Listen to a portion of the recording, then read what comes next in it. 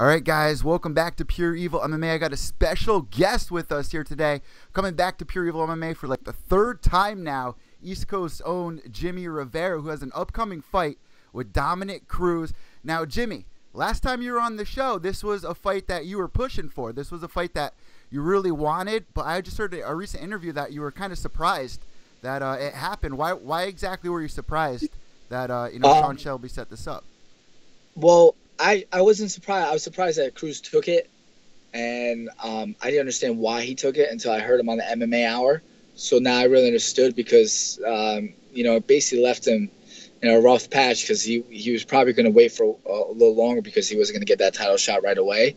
And, I agree. The boss of the division isn't Cody Garbrandt. It's Sean Shelby.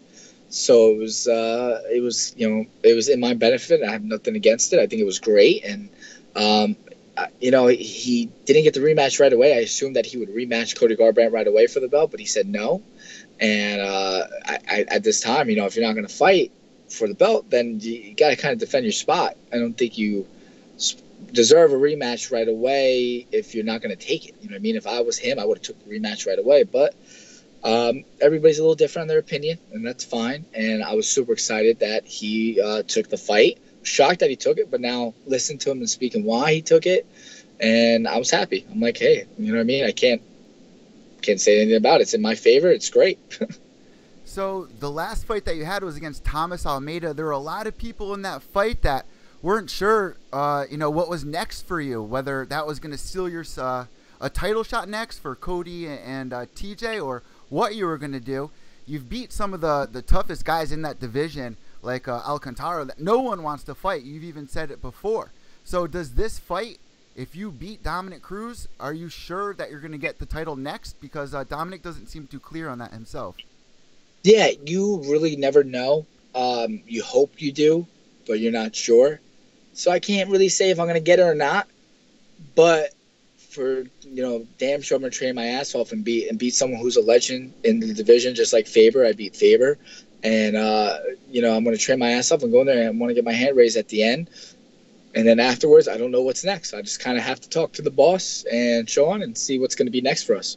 So what goes into getting ready for somebody like Dominick Cruz? Because he's not like anybody else. I mean, he's a true artist when it comes to footwork, and he's got such an awkward style. How do you get ready for somebody like that? Simple.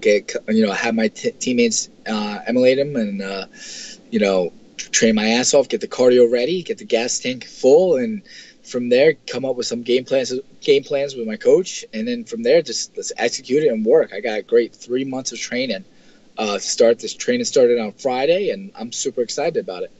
Have you ever seen Dominick Cruz before in the past? Have you guys ever crossed paths, interacted before?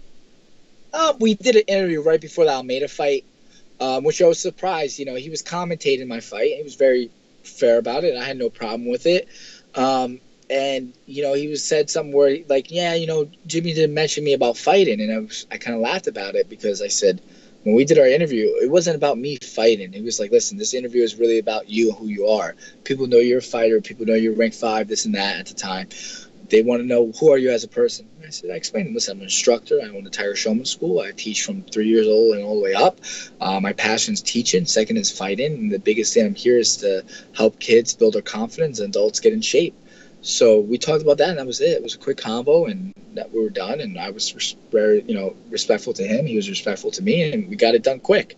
So when he said that comment, he's like, "Oh, he never mentioned about fighting me, this and that." I'm like, well, we didn't really talk about my fighting career. We talked about my personal life. So it's like, whatever. I'm like, listen, man, you had to know I was going to call you out afterwards. Like, it's either fighting the winner of TJ or Cody, or fighting, TJ if Cody can't fight, or fighting Cruz. And now this is what happened.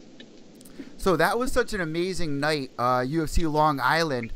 Did you stay and watch the fight? Chris Weidman gets the win. I mean, it was an amazing event. Oh, yeah. I was happy for Weidman to win it, and he definitely needed that win. And, it's awesome. He's from Long Island. I'm a native. I work in the city. I'm from Jersey. So you're always rooting for the home team guy. So you were just talking about Dominick Cruz as commentating. And there's been a lot of UFC fighters out there that, tuning into Dana White's looking for a fight, which I saw one of your teammates was on one of the weeks. What do you think about Snoop Dogg's commentary? Does it offend you? What's your thoughts on that? No, not at all, because they have someone like Faber, who knows the fight game, so they get in that. They actually have two commentators. They have him, and they have another. You could switch it to someone else, two other people. So I'm not really offended at all. I actually find it hilarious. You know what I mean? It's a great thing they have. It's very smart business-wise. Snoop Dogg's hilarious, but you have Snoop Dogg saying stuff, but then you have Faber talking the facts. And putting those two together, it's great. I think it's a great thing marketing-wise, and I don't think it's disrespectful at all of the sport.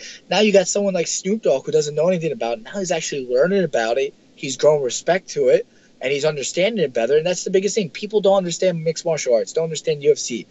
There's so many times people say, "Oh, you do UFC." I'm like, actually, I don't do UFC. I do mixed martial arts. UFC is a promotion. It's the best promotion out there to fight for. So you need to educate people. Faber's doing that right now with Snoop Dogg. I think it's a great thing. And Snoop Dogg's like, yeah, he's understanding now. And as you see in the later fights, he's doing a better job understanding more and more and more. And I think it's cool. I think it's a great thing. I don't find it disrespectful at all. And people that do, well, you're right to your opinion, but I think it's great. Well, with The Ultimate Fighter on season 26 now, which you got to take part in not too long ago, do you think that they might transfer over to Dana White's Looking for a Fight, doing that on Wednesday nights instead of The Ultimate Fighter? Have you been watching The Ultimate Fighter? I work a lot, so I haven't watched The Ultimate Fighter this season. I watched the last season because, it was Cruz and, Dillashaw and Cody. But I haven't watched it as much because I just don't have the time sometimes. Yeah. I really don't have the time. So TiVo, I watch a little bit on the weekends. I don't know. I mean, they have two great things going on. There's a Contender Series and Ultimate Fighter. And I don't know. I think they're great. I don't think why stop one and do the other. I think doing both of them is a great thing for them. And they people get to really see other people and understand them. And it's great publicity for fighters. And I think it's a great thing to be able to be a part of. So I have to ask you this, man. What's going on with you and Aljo? I mean, we see what's going down on Twitter. What's up, man? What's gonna happen? Nothing, here? Man. He wants to fight me really bad, and I think it's funny because I tried to fight him a couple times, and he said no. Now he wants to fight me because I'm doing better than him. That's okay. It's whatever. I don't really care. I don't really entertain. I let my wife was having some fun with it, and I let my wife have fun with it. I don't care. I'm like, does he offend you? No, not at all. He said all this stuff. I'm like, baby. She's like, yeah, this is the most fun. She said this is the most fun I had on Twitter in forever. I'm like, all right, that's fine with me. I don't, words. When you're at my level and you don't give a fuck about what everybody else thinks about and whatever the fuck people say, like I don't give a fuck. You can say whatever you want to me. I could care less. All I care about is how I perform that night in the cage when my fight comes up. That's it. You know what I mean? And I stick to my game plan and listen to my coach. That's what's most important to me. Besides that, people say what the fuck they want to say, and I could care less of what they have to say. I was hoping Cruz was going to talk shit, but he was very respectful and nice because I wanted to see what he was going to say so I could enjoy a good laugh. You know what I mean? He said something about me after the fight with Almeida, small boy pants or some shit, and I laughed about it. I thought it was funny. Nothing gets in my head, man. Nothing gets in my head. We're all this. Listen, we both go in the cage the same night, December 30th. He's got 2 arms and 2 legs like me. Bleeds the same color as me. He's just a little bit taller than me. That's it. It's the only difference. So, but nothing bothers me. Aljo can say whatever he wants. I just find it hilarious. You know what I mean? I find it hilarious, and my wife had a good time, so I let her be. You know what I mean? All right, you want to say it? Go ahead. Even my teammate got mad. When I get mad, man, let him be. It's funny. It's funny. I don't acknowledge anything. Anybody said, I'm like, whatever. I don't care. Well, you know what? Any publicity is good publicity, and Joe Rogan just had Cody and Uriah Faber on, and they couldn't even remember your name. Do you think that was on purpose? Because obviously you're on the radar. You're at the top of the division. Oh, my God. It was so funny, too, that Cody brought – I mean, I don't think Cody's the brightest person out of all of them. I think he's a little special in his own way, but I think it was funny, and the whole thing was like, Cody, do you like strawberries? She turns around, looks at Faber, and Faber answers the question. That was the whole thing went. So I'm like, man, you can't speak for yourself. You can't articulate, words into sentences and therefore. So I thought it was funny. I thought it was very humorous, and I could care less, man. I mean, if you can't read that there's no I in Rivera, you have a little hard time reading contracts and doing business and stuff like that. So it's okay. It's fine with me. I don't care. They mentioned me. They know who I am. That's all that matters. So you actually trained with TJ when you did cross training at Rufus about 2 years ago. What have you grown since then? Because it was quite clear. I mean, you can't really judge off sparring videos, but you were piecing them up from what I saw. You know, and TJ has definitely grown since then. You've grown since then. If you guys matched up again for the title, how do you see that one playing out? Oh, I beat him. He's easy. I'll go in there and, you know, I mean, take that head off. I got to train with Rufus Sports. Faber was there and TJ. I got to grapple Faber, and I got to grapple and spar Dillashaw. And I always thought these people were unbelievable. Like, they were so good. Put them on the pedestal. And I got to go with them. Like, it was the best thing ever that I've had in my life, because I realized these people are not that fucking good. You know what I mean? I'm at the same level they're at, and it was cool. It was cool to be a part of it. It was definitely a confidence booster, and I enjoyed it. It was a good time training, and I always love cross training. Listen, I lost to Terrence Bermudez in the Ultimate Fighter. Now he's a good friend of mine. We talk all the time. I get to cross train with him. Cool guy, love him, great kid. You know what I mean? It was awesome. So there's always respect the fight, and I respect people. Unless they disrespect me, then I could care less about them, and I won't give them that respect anymore. But once you get into the cage, you know what I mean? I'm not one to trash talk. Once I get in the cage, my trash talking is in my performance, and that's it. How do you see the fight between TJ and Cody going? I don't know. Like, Cruz thinks Cody's going to win. I kind of have TJ winning the fight. It should be an interesting fight. I mean, they do have the upside where, well, they both have it. They train so much together, so they both know each other really well. So it should be an interesting fight. And I hope to be there that night and be able to be in the crowd and watch it and see what happens. So do they have Dominic on reserve just in case somebody gets injured, or are you on reserve? How does that work? No fucking idea. No idea. I'm not the boss. You got to ask the boss, Sean Shelby. So how do you see this fight going down? I mean, as we get towards the end of this interview, I'll be in shape, so if they need me, I'm ready. Oh, you just cut out for a second, Jim. Yeah, I couldn't hear you. What'd you say? How did you fight?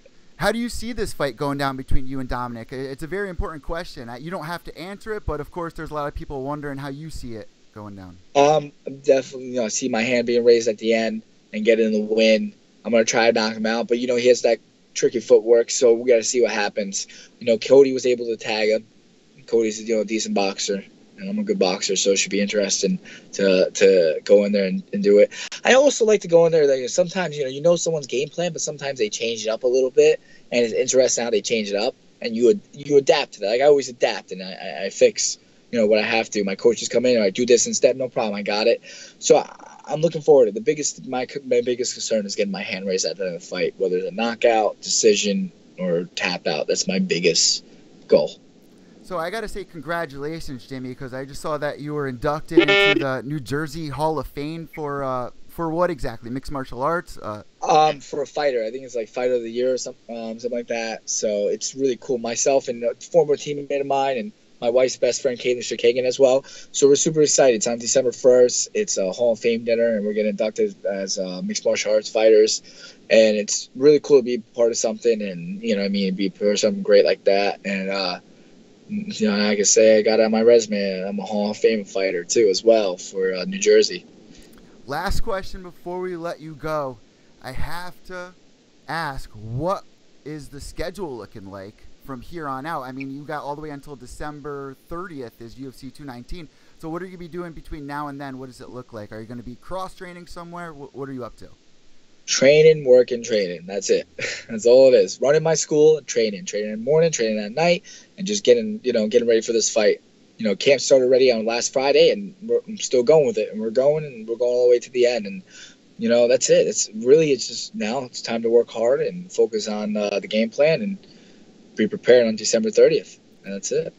So close your eyes. Imagine you get your hand raised right now. What do you say in front of the audience? Are you calling out TJ? Are you calling out Cody?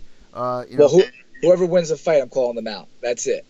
You know what I mean? TJ wins the fight. I'm like, all right, let's go, TJ. One more fight in February, March. Let's get it done. Cody, same thing. Whoever wins the fight, I'm calling out.